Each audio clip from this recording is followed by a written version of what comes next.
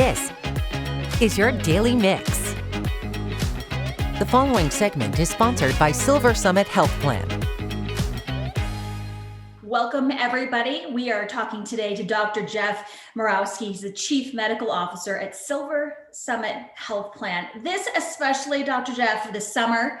You know, kids are out, it's coming up spring, they're getting outdoors, they get hurt, or adults get hurt too. The question is when to go to an ER and when to go to an urgent care. That's a big question. So tell me a little about what is the difference between the coverage and the facility and an ER room as opposed to urgent care? Yeah, I mean, it's a spectrum, right? We start with our primary care office. And so obviously, if it's a simple problem, we want to go there first. Your PCP knows you, they've got stuff. But there's always those kind of, acute injuries, fall, trip, sprain, all that stuff.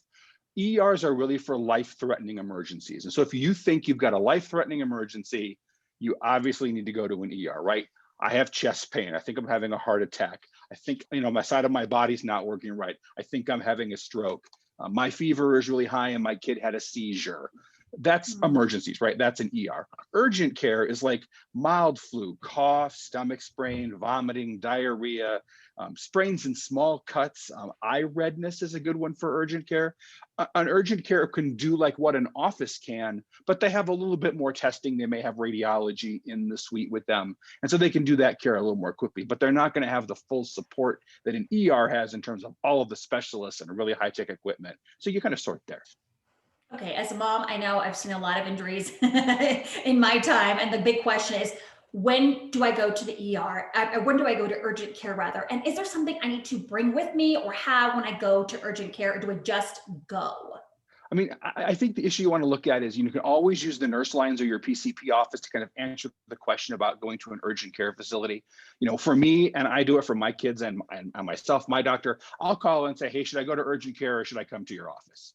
It's urgent, right? If you have an emergency, right? When I was young, I fell, broke a bone, you could see the bone.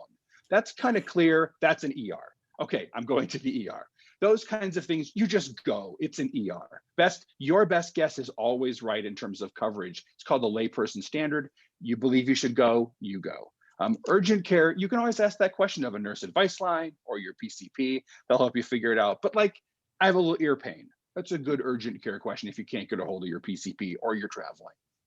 Okay. And then what if, when it comes to me, I'm always like, I don't know, what should I do? I'm still unsure. What's kind of the last say, you know what, Melissa, this is what you do. I always tell people that you have to use your best judgment. If you think it's an emergency, you need to go to the emergency room. And that's really always the right answer, because you know you better than anybody knows you. And so you feel like, I think I'm going to die, regardless of what the reason is, you need to go to the ER.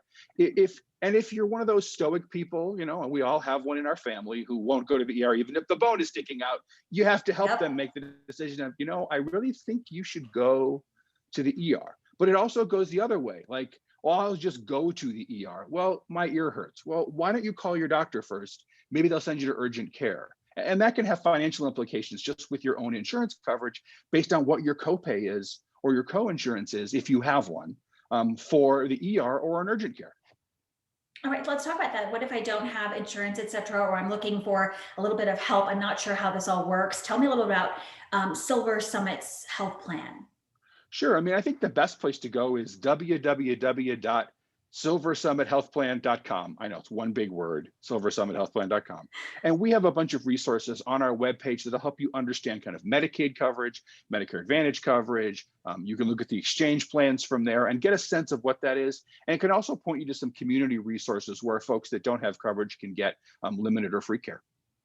A lot of great information, especially this time of the year, people itching to get out with COVID. They want to, enjoy the great outdoors. There can be some downsides to that. So make sure you're safe out there. And if you have questions, of course, you can always go to their website and ultimately listen to the little voice in your head. It'll tell you whether or not it's time to get to the ER. Dr. Jeff, appreciate it very much. Thank you. Thank you.